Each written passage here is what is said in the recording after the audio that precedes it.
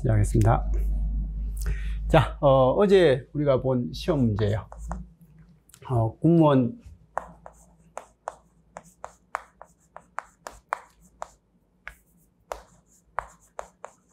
지금 전자공학하고요, 전자회로하고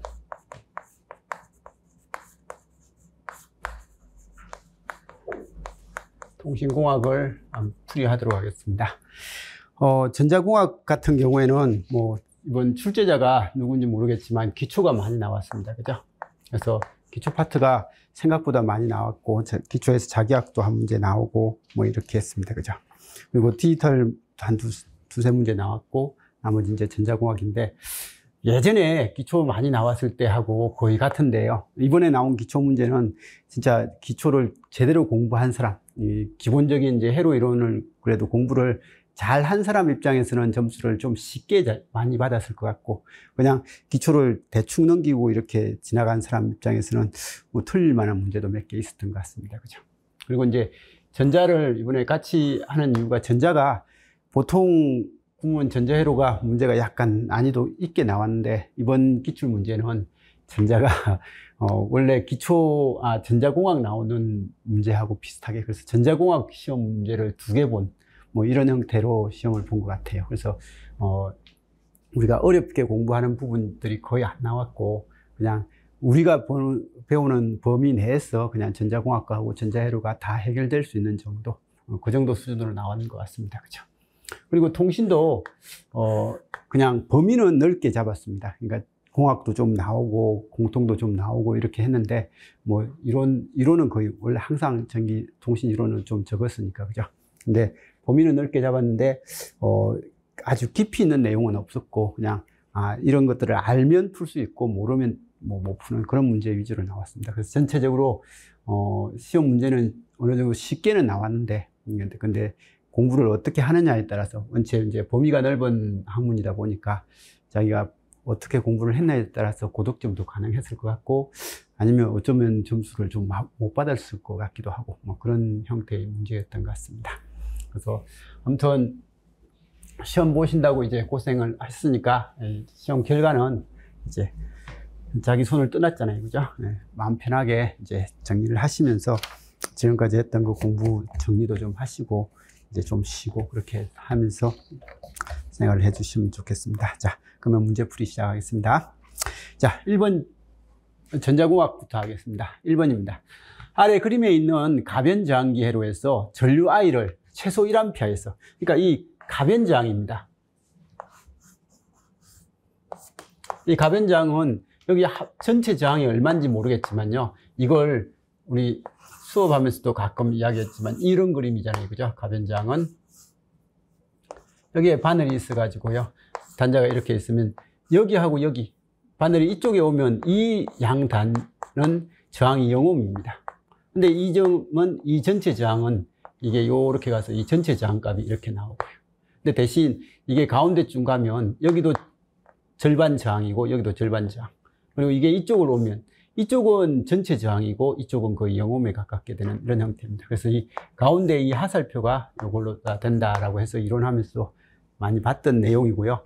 그럼 이제 얘를 조절해가지고 최소 10A의 전류, 여기 흐르는 전류가 10A가 되게끔 할 수 있는 전류와 최소 1A하고 최대 10A까지 조절할 수 있는 이 가변저항이 있다는 거예요. 그러면 가변저항이니까 이 가변저항을 달았을 때 1A하고 10A가 흐르네? 그러면 이때 이 가변저항의 조정 범위가 얼마냐?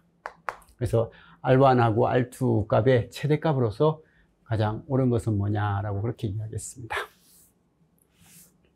자, 그러면 이 문제는요, 그냥 첫 번째예요.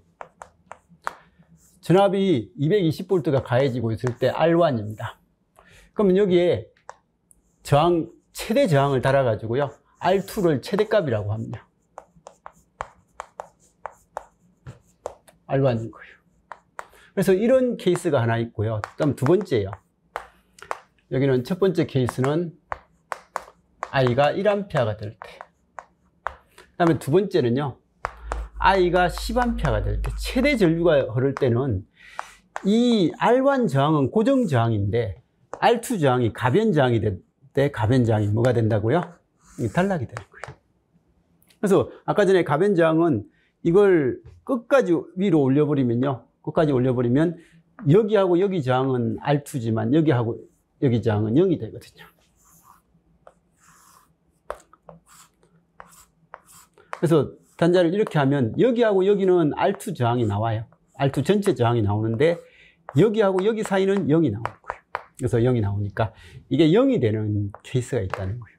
그러면 0이 되는 케이스에서 여기 220V에서 여기 R1을 했는데 전류가 10A가 흐른대요.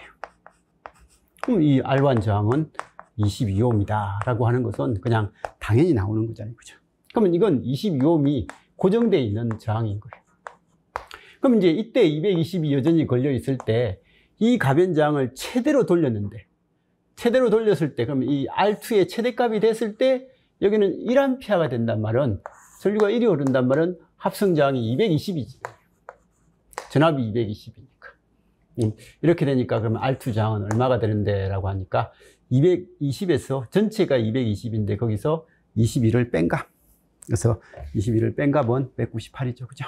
그래서 198오hm 된다라고 해가지고 이건 전류가 최대가 흐를 때 가변 저항은 전체 최소 저항이 되고요. 최소 저항이 0이고 전류가 최소가 흐를 때는 가변 저항이 최대 저항이니까 최대 저항이 얼마다라고 해서 이게 R1 더하기 0이 22가 돼야 되고 그러면 R1 더하기 R2가 220이 돼야 되는 뭐 이런 조건을 잘 찾아서 정의를 하시면 됩니다. 그래서 문제는 평상시에 이런 측정에 관련된 이런 개념들이 좀 익숙한 사람들은 쉽게 풀 수 있을 것 같은데 이 문제가 1번부터요.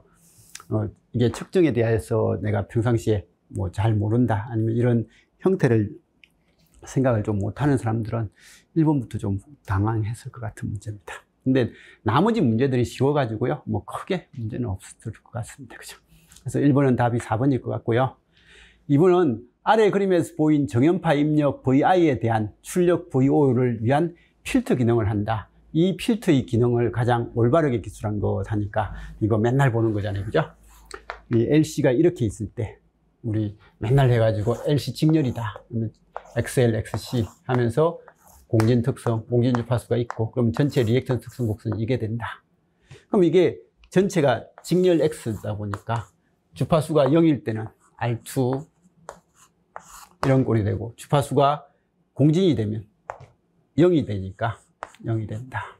그리고 다시 무한대로 가면 개방이 된다 라고 해서 이거 통과, 제거, 통과, 낮은 주파수 통과, 중심 주파수 제거, 높은 주파수 통과 해가지고 이 대역 소급 필터 그죠? 그래서 대역 소급 필터로 나와 있는 거 대역 차단 필터라고 적혀 있네요. 그죠? 그래서 이건 그냥 딱 눈 뜨고 바로 답을 낸 사람들이 많았을 것 같아요. 평상시에 많이 보던 해로서. 자, 3번도요. 제가 거기 자기학 파트를 이야기할 때는 제일 자주 이야기하는 문제죠. 그죠? 우리가 자기학에서 두 평형 도선이 있다. I1하고 I2. 이 두 평형 도선 사이에 간격이 D다. 라고 했을 때, 이 간격이 D일 때, 그러면 이때 두 평형 도선 사이에 작용하는 힘이 얼마냐? 라고 하는 그 내용이요. 그죠? 그래서 그냥 결론은 F는 뭐야? D분의 2I1, I2 곱하기 10의 -7성 단위는 뉴턴/미터라고 했던 맨날 이야기했던 이거예요. 안 그러면 이 전류 때문에 여기 자기장의 세기가 얼마고 그래서 자기장의 세기는 2πr분의 I고 그 다음에 자속밀도 B는 μH고 그럼 힘 F는 IL 크로스 B다. 근데 이건 I1이고 이건 I2다 라고 해가지고 이 계산하면 F는 2π R이 D죠. 그죠? 2π D분의 μ I1 I2 라는 이런 형태가 나오고 근데 이 μ제로가 4π 곱하기 10의 -7성을 대입시키면 이게 나온다. 뭐 이렇게 했던 그 관계니까 뭐 이건 푸는 데는 지장이 없었을 것 같습니다. 근데 어쨌든 두 전류의 방향이 같은 방향일 때는 흡입력이 작용하고 근데 지금은 전류의 방향이 서로 반대가 되니까 무슨 힘이 작용하고요? 반발력이 작용하더라 라고 해가지고 가장 적절한 것은 해가지고 나와 있던 문제입니다. 그죠? 그래서 도선이 받는 힘은 이건 문제를 안 읽었네요. 그림과 같이 매우 긴 평행 도선 두 개의 도선 AB가 있으며 이 도선에 지금 흐르는 전류의 방향이 반대다. 반대니까 반발력이다. 일단 반발력이라는 건 알아야 되고. 그럼 그때 거리 D가 1m일 경우에 힘과 거리 D가 2m가 될 때의 힘은 기자력은 어떻게 되냐라고 했는데 좀 전에 봤듯이 힘 F는 거리에 반비례하니까 1m일 때보다 2m가 되면 힘의 크기가 반으로 줄 거다. 그래서 힘의 크기는 반으로 줄 거고요. 방향은 서로 반발력이니까 밀어내는 방향이라는 그런 형태의 답이 되니까 답은 몇 번요? 4번이 되겠죠. 그죠? 이건 그냥 점수 주려고 한 거죠. 그죠? 이 변수 논리함수 f, a, b의 진리표가 다음과 같을 때 이 f의 최소화된 표현식 해가지고요. 그러면 이건 f는 1이 나오는 경우가 이거 맨날 하듯이 이건 뭐예요? a바 b바. 그리고 이게 1이 되는 경우에는 a바 b. 그럼 a바 묶어내면 b바 플러스 b가 되고 이거 1이니까 이건 a바다 라고 하는 이런 형태는 그냥 답으로서 쉽게 나오죠. 그죠? 자, 5번입니다. 실리콘 PN 접합 다이오드에서 역포화 전류, 역방향 누설 전류죠. 그죠?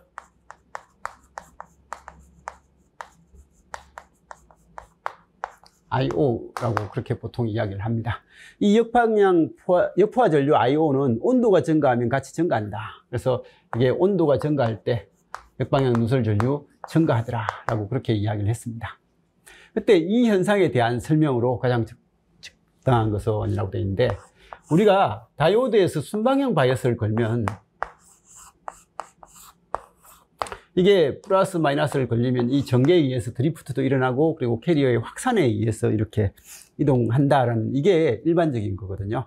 일반적인데 역포화 전류, 역방향 바이어스를 걸면요,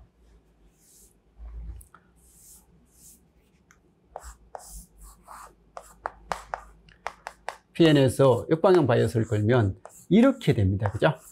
그래서 우리는 역방향 누설 전류가 순방향일 때 이건데 역방향은 아주 미세하게 흐르다가 조금씩 증가하다가 어느 순간 되면 항복이 돼서 이렇게 된다고 했습니다.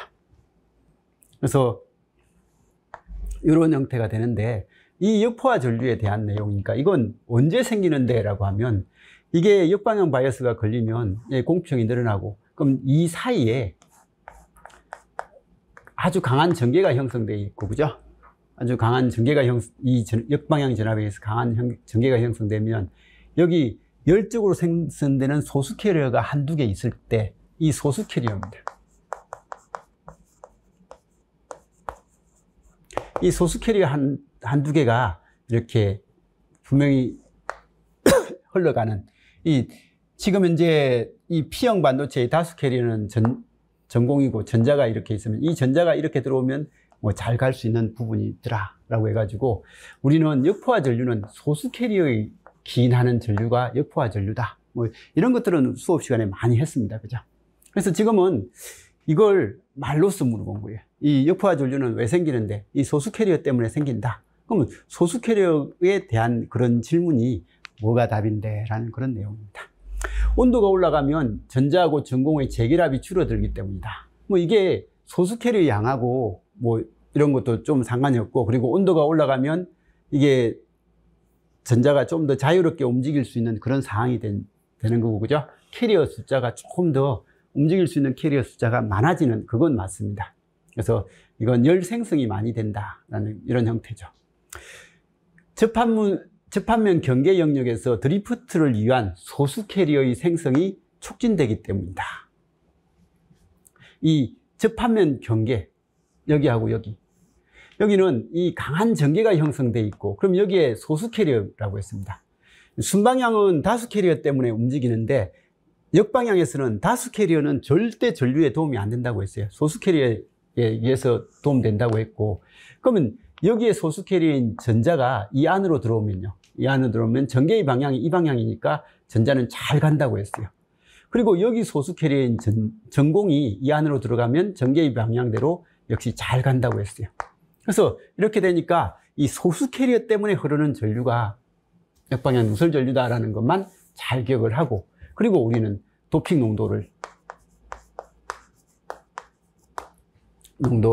NN이다 라고 하면 그때 소수 캐리어 농도인 PN의 곱은 항상 NI의 제곱이다 라고 이렇게 공부했습니다. 그래서 이 값이 커지면 소수 캐리어 농도는 커진다고 했죠. 도핑 농도를 키우면 작아지고요. 아무튼 이렇게 되는데, 이게 지금은 이제 온도가 증가해요.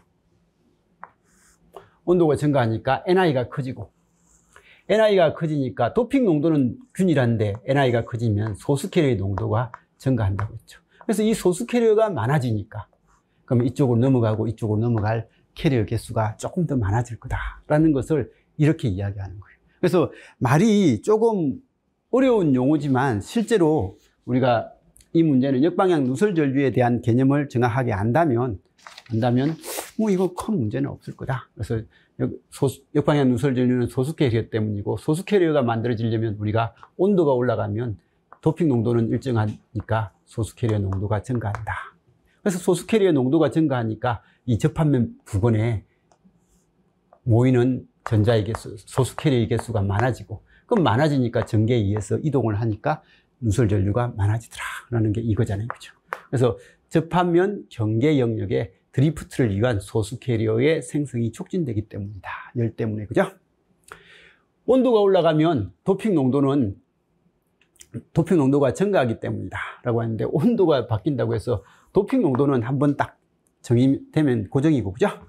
온도가 올라가면 전자의 이동 속도가 느려지기 때문이다. 사실 온도가 올라가면 이게 자유운동을 더 많이 하다 보니까 부딪히는 게 많아요. 그래서 원래는 이동도가 커질 줄 알았는데 실제로는 이동도가 약간 느려지죠. 그건 맞습니다. 그래서 이동도가 약간 느려지는 건 맞는데, 이게 지금 이제 이 질문은 아니고요. 그래서 지금 문제가 딱 봤을 때 평상시에 보던 패턴은 아니지만 그래도 내용은 그러니까 우리가 알고 있는 내용을 그대로 그냥 담고 있는 내용입니다. 그래서 소수 캐리어 때문에 이렇게 발생하는 그런 내용을 잘 설명하고 있는 문제 같습니다. 그래서 이 문제는 반도체를 그래도 정확하게 아는 사람이 문제를 낸 것 같습니다. 아래 그림 A와 같은 파형의 입력 전압이 그림 B와 같은 연산정폭기에 입력되었다. 이때 입력 전압 V인이 주기적으로 플러스 마이너스 할 때 뭐 했습니다. 맨날 우리 기출에 나옵니다. 그죠? 군무원 전자공학에서 미적 분기 문제는 거의 전자공학이나 전자회로에서 매년 나옵니다. 매년 나오니까 봐주시고, 이건 적분기죠? 적분기니까 이 문제는 그림이 뭐 여기 처음에는 이렇게 된 거 이건 그냥 알아서 봐두시고요.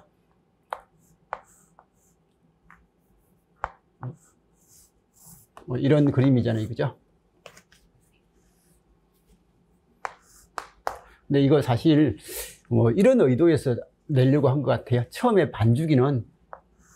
반주기만 이렇게 된다라는 걸 보여주려고 한 것 같아요. 어쨌든 이런 그림을 보여주려고 한 것 같습니다. 입력 전압 V인이 주기적으로 플러스 마이너스를 이렇게 하는 사각펄스일 때 출력 전압은, 이게 적분기니까 우리가 반전이 아니면 얘는 요렇게가 되는데, 그죠? 이렇게 되는데, 이게 지금 이제 반전 정폭기니까 얘는 이렇게 이런 형태가 된다. 이건 뭐 다 아는 거고, 이걸 말로써 표현한 거예요. 그래서 설명이다. 가장 적절한 것은이라고 되어 있습니다. 단 초기 출력 전압은 0이고요. 그래서 0에서 시작해라 라는 그런 내용입니다. 0에서 시작하고 연산정폭기 포화 현상은 고려하지 않는다. 포화가 된단 말은 올라가다가 잘리는 현상이 생기는데 그런 건 고려하지 않는다.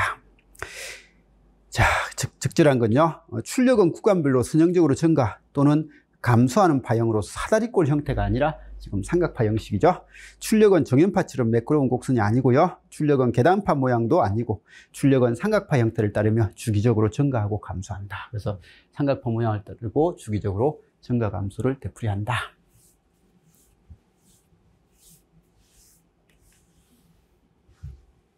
이건 사실 거의 대부분 풀었을 것 같아요, 그죠? 문제는 이렇지만 평상시에 보던 패턴이니까.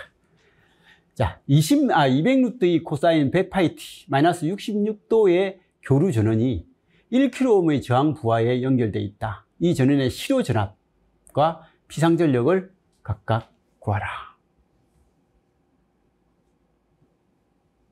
자, 시로 전압은요. 시로가 루트 2분의 V입니다. 뭐 이건 모르는 사람 없을 거고. 그래서 루트 2분의 200 루트 2. 그러니까 얼마요? 그래서 시로값은 200V다 라는 건 뭐 그냥 볼 수 있습니다. 그죠? 그리고 이제 저항이 지금 이제 1kg이면 저항 부하예요. R만의 회로에서는 역률이 1이에요. 역률이 1이니까 복소 전력 자체가 유효 전력입니다. 그래서 역률이 1인 회로는 Q가 0이니까. 그래서 복소 전력의 크기가, 즉 복소 전력의 크기가 비상전력이죠. 비상전력이 유효 전력하고 똑같은 거예요. 그래서 똑같으니까 이 문제는 거기 R만의 회로네. R만의 회로는 그냥 아무 생각 없이 뭐 전력, 유효 전력과 비상전력이 같겠구나. 뭐 이렇게 해서 보시면 되는 거죠. 그러면 P는 R분의 V제곱이죠. R은 1kg. V는 200. 시로값으로 해야 되니까, 그죠? 동그라미 3개. 그러니까 40. 와트이면서요, 이게 40V 암페어이기도 해요.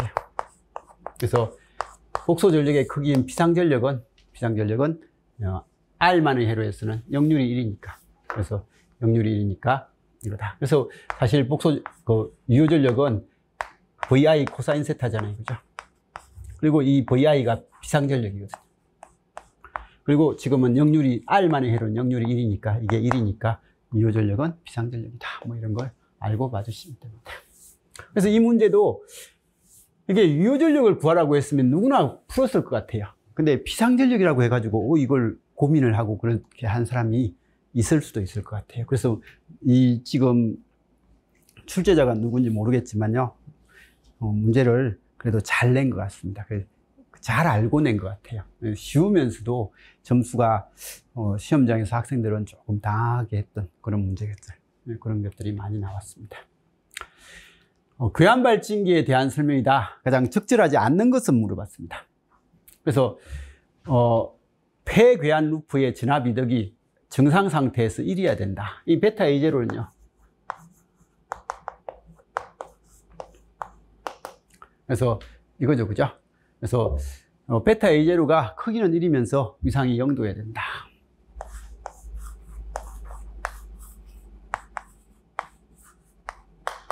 그래서 이런 형태가 되는 게 정기한이 돼야만 되더라. 폐괴한 루프의 전압 이득이 시동 상태에서, 그래서 우리는 이게 정상 운전시는 베타 A0의 곱은 1인데 처음에 아무것도 없을 때는요, 베타 A0가 1보다 크죠, 그죠? 그래서 1보다 커가지고 처음에는 0에서 발진이 될 때 처음에는 이렇게 커지다가 어느 정도 딱 크기가 되면 더 이상 커지지 않고 유지되는 이런 형태가 되는데, 이때 더 이상 커지지 않고 유지될 때가 정상 상태고, 이때가 이건 거예요. 베타 A0의 크기가 1일 때고, 이 처음에 얘가 어느 크기까지 올라갈 때 이 부분은 베타 A0가 1보다 커야 된다라는 그 말이죠, 그죠?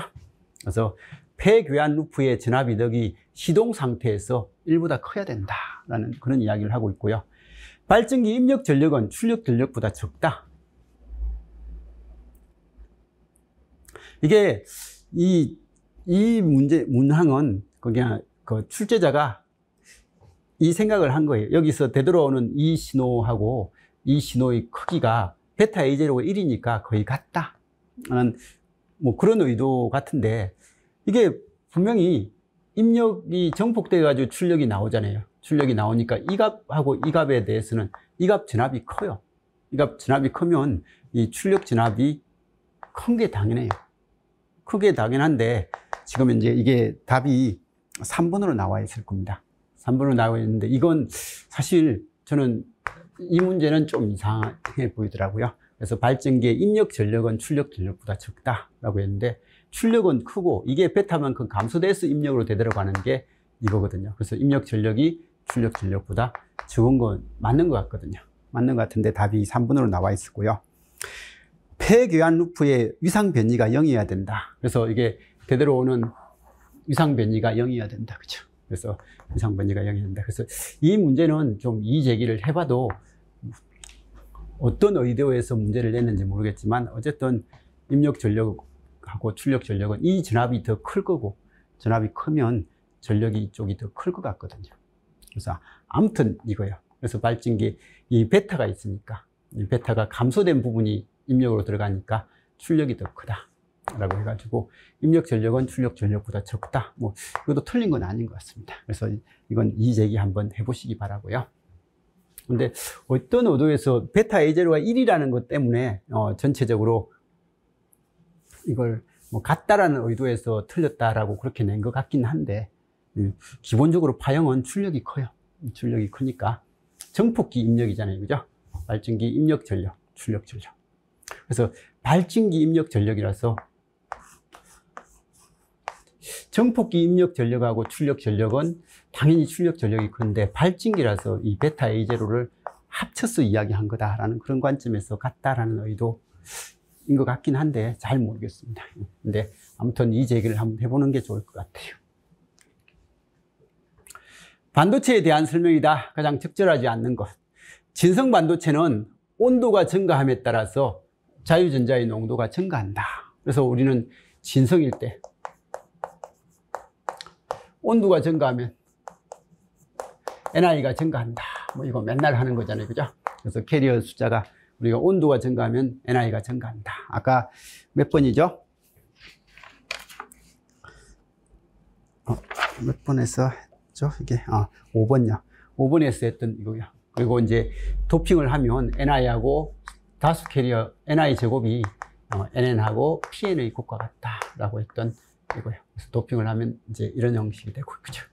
그래서 아무튼 진성 반도체에서 온도가 증가하면 자유전자의 농도가 보통 증가한다. P타입 반도체의 억셉트의 농도를 높이면 전자의 농도. 그래서 우리는 이거죠. 질량작용 법칙 해가지고요.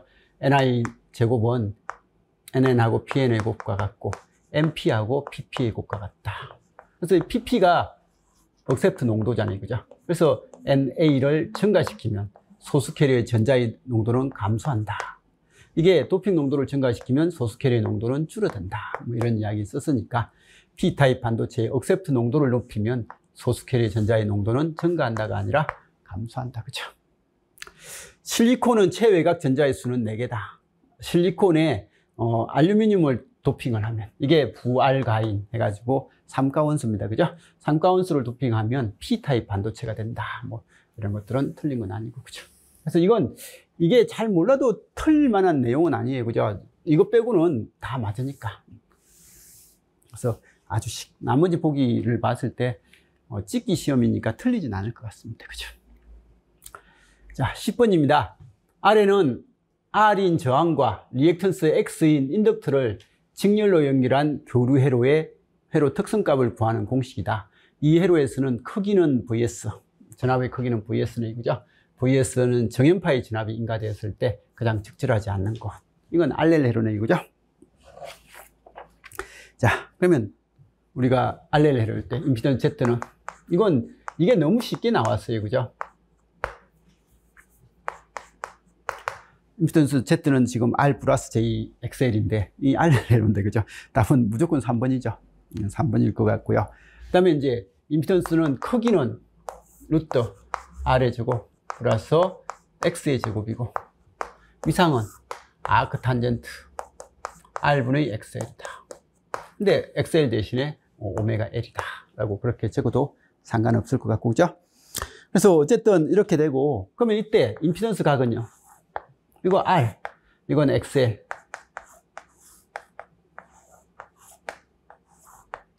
이게 세타고 이건 R이고 오메가 L이니까 세타는 뭐요? 탄젠트 세타는 R분의 오메가 L. 그래서 세타는 아크 탄젠트 R분의 오메가 L이다. 뭐 이렇게 하는 것을 알아서 봐두시면 될 것 같고 그죠? 여기는 XL 적었는데 XL 오메가 L 혼용해서 그냥 계속 적고 있습니다. 역률은요, 파워 팩터는 코사인 세타잖아요. 그죠?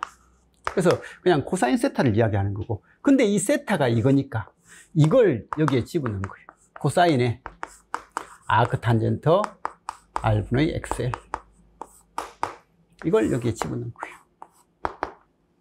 여기 집어넣으니까. 그래서 답이 3번이 답이 되니까 이건 진짜 약간 씩 웃고 그냥 넘기는데, 답이 뭐 2번이나 뭐 다른 것을 3번을 맞게끔 하고 나머지 하나를 틀리게 했으면 고민을 좀 했을 수도 있을 것 같습니다. 그죠? 그리고 임피던스의 크기는 여기 있네. 그죠? R제곱 플러스 XL의 제곱이다.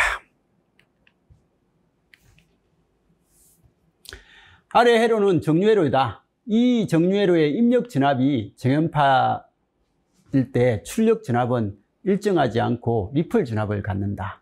이 리플 진압에 대한 설명이다. 가장 옳은 것은. 이거 근래에 우리 시험에 잘 나옵니다. 그죠? 계속 나오고 있는데, 어쨌든 이게 반파 정류 형태 해가지고 평할해서 하니까 이런 모양이 되더라.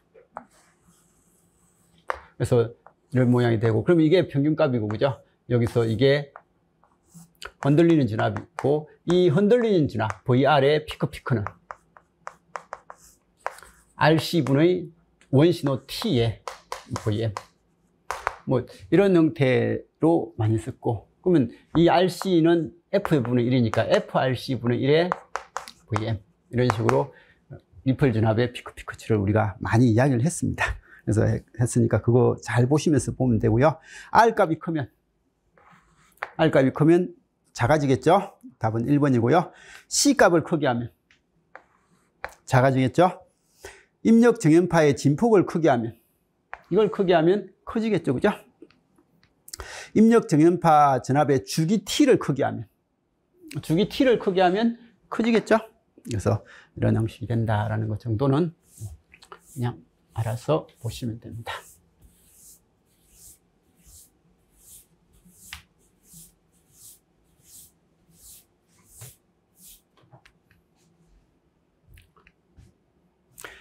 그림의 회로에서 출력 진압 Vout으로 가장 적절한 것은요? 라고 했습니다. 이건요, 이 문제를 딱 접했을 때 이 Vout이 뭔데? 라고 하면요, 전류원인데 뭔지 몰라요. 그렇지만 우리는 항상 전류원 양단을 모르면 그때는 무조건 여기 진압을 구하라고 했어요. 그럼 여기가 3이 들어와요. 근데 여기 1 가요. 그럼 당연히 여기 2가 갈 거고, 그죠? 2mm 곱하기 k로니까 몇 볼트요? 4볼트. 그래서 이건 딱 눈으로 보자마자 답이 나와야 되는 그런 회로죠. 자, 정연파 교류 회로에서 어떤 캐패시터에서 시료 전압이 20V가 인가됐을 때 100mA의 시료 전류가 흐른다. 여기 20V의 전압을 걸었더니 100mA의 전류가 흐른다. 이 XC 값이 이렇게 있을 때, 그죠? 이때 이 캐패시터에서 유효 전력 P를 가장 옳게 바르게 설명한 거. 이거 풀고 있었던 사람은 시간 낭비하고 있었던 사람이죠. 답도 답 나오나요? 안 나올걸요? 여기는 전압에다가 전류를 곱하면 전력이니까 20 곱하기 0.1. 그래서 이건 2W라고 하는데, 사실은 콘덴스만의 회로에서는 무효 전력밖에 없으니까 2바예요. 그래서 여기는 콘덴서, 이 문제의 의미는 봐요. 캐패시터의 유효 전력이 얼마냐? 캐패시터는 유효 전력 없다. 이걸 아는 사람, 이런 질문을 한 거예요. 질문을 한 거니까 딱 보자마자, 콘덴서만의 회로에서는 무효 전력은 소비되는데 유효 전력은 소비되는 게 없더라. 이걸 아느냐? 라는 그런 질문이죠. 그리고 다행히 여기서는 이 전압과 전류의 곱인 전력이 보기에도 없어요. 그러면, 보기 없네? 이 뭐지? 라고 하면서 또 정신 바로 챙겨서 이렇게 답을 낼 수도 있었겠죠. 근데 그걸 떠나서 딱 보자마자 이거. 그리고 항상 제가 수업하면서도 이야기했듯이 보기에 0이 있으면 이 0이 답이 될 가능성은 50% 이상이라고 했죠. 그죠? 그래서 왜 0을 냈을까라는 그런 고민을 한번 좀 해달라고 했습니다. 이게 0도 아닌데 보기에 0 낼 리는 거의 없다고 했잖아요. 그죠? 그래서 이런 거니까 요거 좀 잘 봐두시면 되고요. 아래 반가상기에서 A가 1이고 B가 0일 때 출력은요, 반가상기에 A, B가 합은 1이고, 그죠? 캐리는 0이다. 이거 반가상기의 진리표는 뭐 안 해도 다 알 겁니다. 식 없고 그냥 답 낼 수 있었던 거예요. 그래서 합은 1이고 캐리 0이다. 자, 이건요, 오펜프 문제고 가장 기본 문제죠. 그래서 이런 문제는 참 쉽게 나왔습니다. 그죠? 그래서 쉽게 나오고, 그냥 V5와는 마이너스 10kg분의 10kg 하니까 마이너스 1인가요? 1 곱하기 3. 그래서 마이너스 3V. V2는 마이너스 100kg분의 10 하니까 10분의 1 곱하기 2. 그래서 마이너스 0.2V. V3는 마이너스 50kg분의 10 하니까 5분의 1 곱하기 8. 그래서 마이너스 1.6V. 그래서 다 더하면 마이너스 4.8V인가요? 그래서 4.8V도 내시면 되고, 그죠?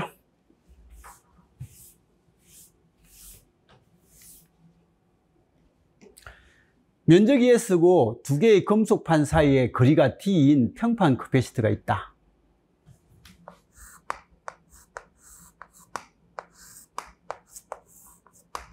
면적이 S고요. 간격이 D입니다. 커패시티가 있다. 두 금속판 사이에 5V일 때, 전압이 5V일 때. 5V일 때 이 커패시티에 지장된 에너지 W는요 2분의 1 C0 V0의 제곱이다. 그래서 이게 5V가 중요한 게 아니라 V0가 5V다 라는 그게 그 말이죠. 그죠? 그래서 이런 형태다. 그러면 이때 동일 면적의 금속판 사이의 거리를 2배로, 그래서 우리 커패시턴스 C0는 일단 이걸 D0, S0, 이필론 제로라고 한다면 이필론 제로의 D0, S0다. 근데 지금은 S-는 S0하고 동일 면적이고요. D-는 2D0예요.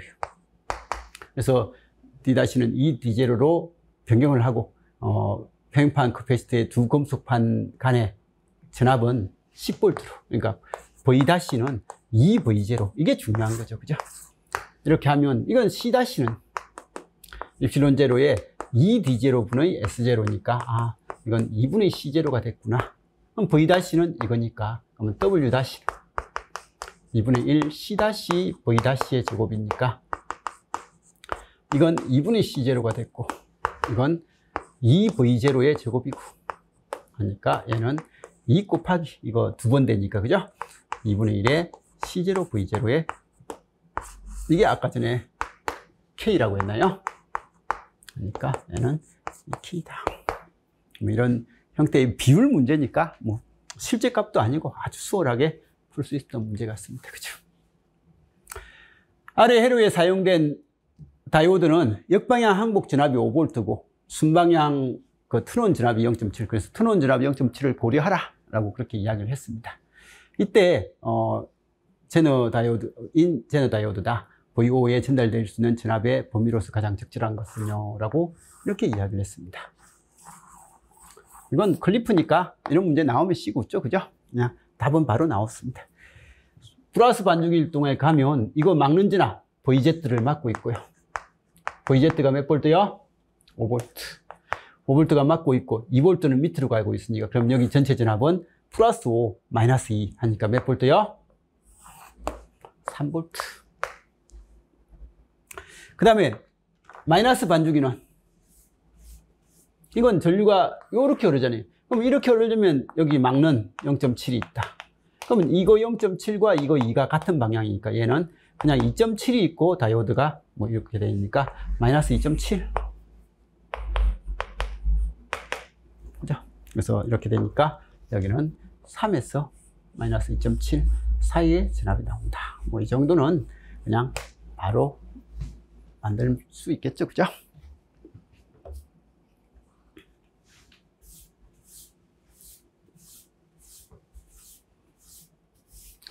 아래 회로에서 V5 값으로 가장 적절한 것은 라고 이야기했습니다. V5 뭐냐? 딱 보자마자 여기는 VB는 0.7이네. 여기 3V네. 그럼 여기 0.7인가요?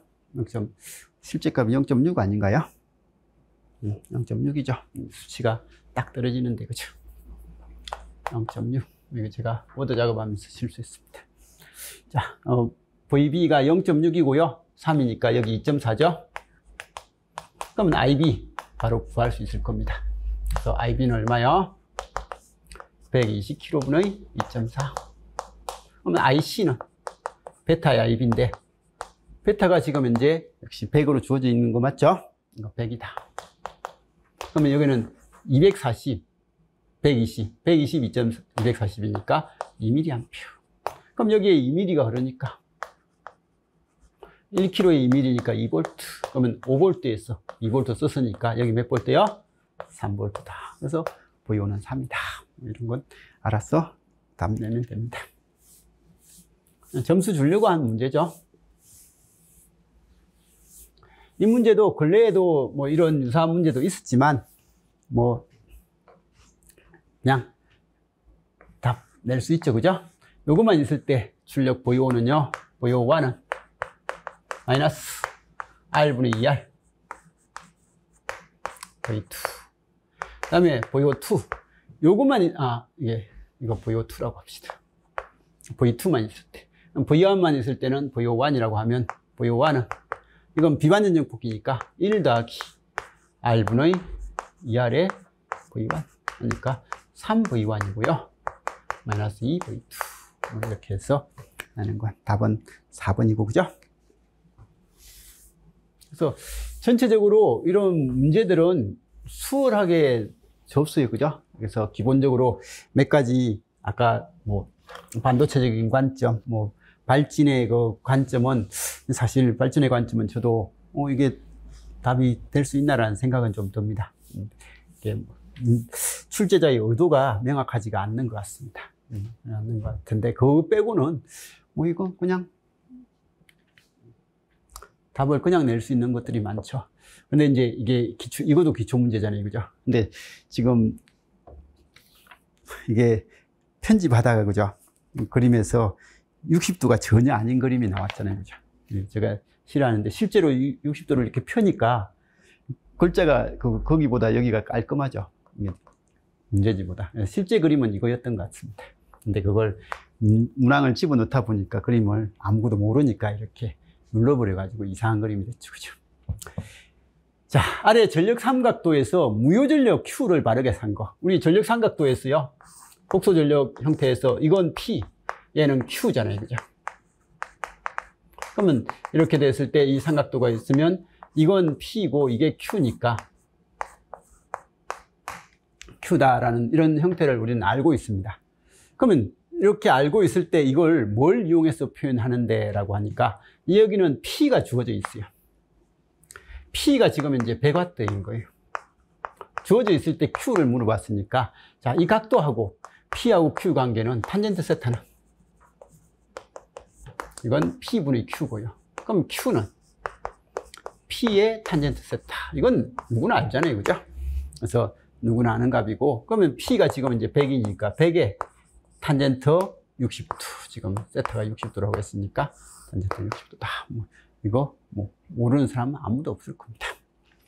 그래서 이건 진짜 지극히 당연한 내용인데요. 이런 것들은 평상시에 전력 삼각도를 무시하고 이렇게 했던 사람들을 입장에서는 보면 이게 처음 보는 문제잖아요, 그죠?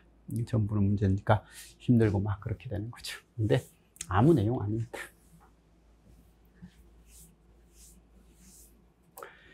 자, 이 문제가 그래도 저는 좋아하는데 학생들은 싫어했던 문제죠, 그죠? 맨날 모의고사 내면 욕하는 문제. 근데 그래도 모의고사가 문제가 나와서 이제 모의고사 자신 있게 낼 것 같아요, 그죠? 자, 어떤 시간함수 ft를 라플라스 변환을 했더니 fs는 s의 제곱 플러스 5s 플러스 4분의 3s 플러스 6이다. 이 경우에 t가 0보다 큰 경우에 ft를 나타낸 것으로서 가장 적절한 것은 뭐냐라고 그렇게 이야기를 했습니다. 그래서 얘는 딱 보자마자 저 수식을 보니까 이게 잘 몰라도요, 이 수식에 보니까 1과 4가 있잖아요. 이건 s 플러스 1과 s 플러스 4. 그래서 딱 분모에 s 플러스 1, s 플러스 4, 3s 플러스 6이다. 그럼 이건 s 플러스 1분의 a, s 플러스 4분의 b 해가지고 이 a하고 b 값을 찾으면 되고, 그럼 여기에 a 값을 찾을 때는 a는 어떻게 한다고요? 이거 가리고 s 대신에 마이너스 1을 집어넣으면, 이거 가리고 마이너스 1을 집어넣으면 이건 3분의 마이너스 3 플러스 6 하니까 3. 그래서 1이네. A는 1이다. 그 다음에 이제 B 값을 집어넣을 때는 B는요, 역시 이걸 가리고 여기 S 대신에 마이너스 4를 집어넣는 거예요. 그럼 마이너스 4 플러스 1이니까 마이너스 3. 마이너스 4 집어넣으면 마이너스 12 더하기 6이니까 마이너스 6. 이건 2네. 그럼 여기 B도 2다. 그럼 이게 되면 그럼 FT는요, 2의 마이너스 T 플러스 2의 마이너스 4T의 6T. 그래서 여기는 뭐 UT가 다 안 적혀 있으니까 크게 상관없고, 뭐 이런 형식이다. 아무 문제 아니죠. 평상시 보던 형태고요. 그죠? 자, 이것도 딱 보자마자, 여기는 이걸 뭐 게이트 변환할 건 없잖아요. 그러면 이거 빨리 논리식을 적으면요, 이건 A 더하기 B의 바입니다. 이건 A바 B바. 얘는요, B 더하기 C의 바입니다. 예, B바 C의 바. 얘는요, C 더하기 D의 바니까 이건 C의 바, D의 바일 거예요. 자, 그러면 A의 바, B의 바, 이 4칸. C의 바, D의 바, 이 4칸. 그 다음에 B의 바, C의 바. B의 바는 요거하고 요거. 그 다음에 C의 바는 요거니까 요거. 이렇게 돼 있습니다. 그러면 이것만 1이고 나머지는 다 0이니까 가나다 다 0이죠. 그죠? 그래서 가나다가 다 000이다. 라고 해서 ABC에 대한 구성하고 가로도 가나다에 들어갈 것을 순서대로 적어라. 라고 했는데 적으면 다 0이 되죠. 그죠?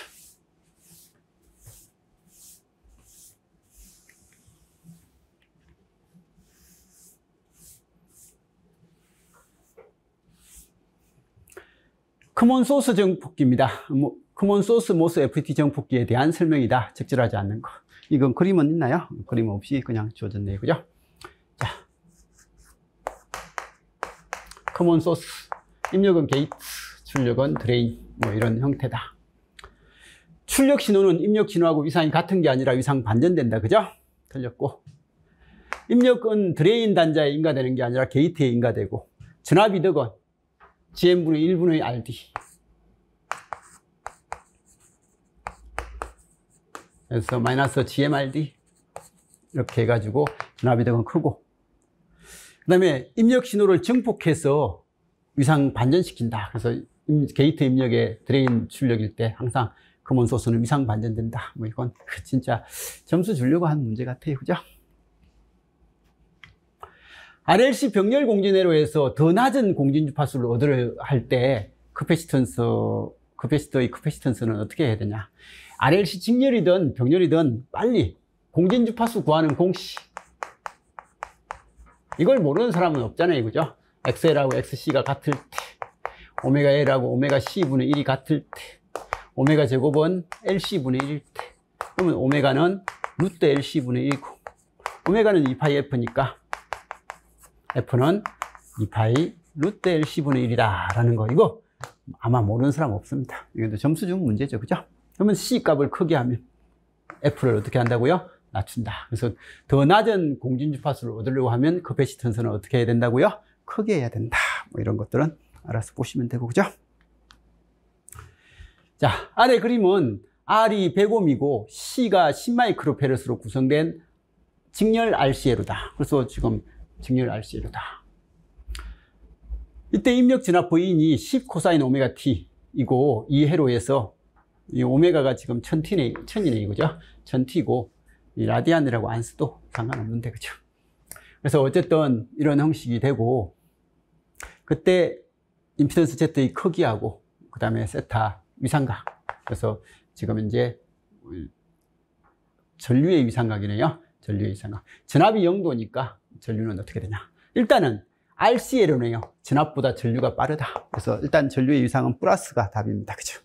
그래서 플러스가 답이니까 1, 3번은 틀렸고 2, 4번 중에 하나다. 그리고 딱 보자마자 XC를 계산하라 라는 그런 문제잖아요. 그죠? 오메가가 1000이고 C 값이 지금 현재 10 마이크로페르스로 주어져 있으니까 XC는 오메가 C분의 1이다. 1000 곱하기 10 곱하기 10의 마이너스 6성분의 1. 마이너스 2성이니까 이건 105. 그래서 임피던스 Z는 100 빼기 J100이다. 그럼 임피던스 Z의 크기는 100루트2고 위상은 마이너스 45도다. 그러면 전류 I는 크기는 100루트2에 45도고 마이너스 45도고 전압은 10의 0도인가요? 0도가 되니까 얘는 10루트2분의 1에 45도가 된다. 그래서 IT는 10루트2분의 1에 코사인 1000t 플러스 45도다. 뭐 이렇게까지 답을 내는 문제는 아니지만 어쨌든 우리가 항상 할 때 이렇게 했잖아요. 그죠? 그래서 문제는 아주 수월한 문제였습니다. 그래서 다 풀어봤는데 25문제를 풀었는데요. 일단 1시간이 안 걸렸죠. 그죠? 뭐 짧게 이렇게 마무리를 지었습니다. 짧게 할 수도 있었던 이유가 문제가 전체적으로 쉬웠습니다. 아까 제가 설명하면서 제가 생각했을 때 학생들이 힘들어했을 만한 문제는 1번. 그러니까 생각보다 쉽지만 그러니까 평상시에 우리 학생들이 이런 것들을 좀 안 좋아하더라고요. 그래서 1번 정도가 좀 힘들었을 것 같고. 근데 5번은 거기 힘들긴 한데 그래도 나머지가 아니기 때문에 답은 2번을 찍었을 것 같고. 그 다음에 아까 8번은요, 교환발진기에서 발진기의 입력 전력하고 출력 전력인데, 정폭기의 입력하고 출력은 분명히 틀리는데, 발진기의 입력과 출력이라는 이런 형태라서,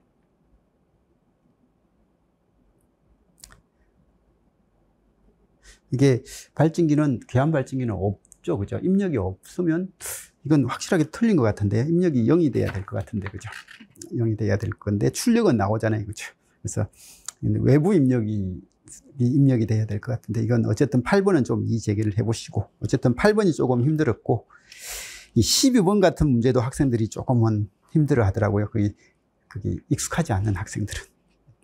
10번은 문제는 좀 괜찮았는데, 답은 너무 쉬워가지고, 좀 크게 문제 없었을 것 같고, 나머지는 20번 같은 경우도, 그리고 21번 같은 경우도 학생들이 조금 힘들어 했을 것 같은 그런 수준의 문제였던 것 같습니다. 나머지는 뭐 그냥 점수 주려고 했던 문제 같고요. 그래서 시험을 잘 보신 분들은 이건 점수를 꽤 고득점이 됐을 것 같은데, 제가 봤을 때 이 문제는 한 70점에서 80점 사이가 적당하게 나온 점수 같아요. 학생들이 좀 힘들어하는 그런 내용들이 좀 몇 개는 있었으니까. 그래서 나머지는 전체적으로 잘 봤는데, 그 정도 점수가 나오면 뭐 적당하게는 본 것 같다라고 생각을 하면 될 것 같습니다. 자, 아무튼 시험 보시느라고 고생하셨고요. 그럼 다음 풀이 하도록 하겠습니다. 좀 쉬었다 하겠습니다.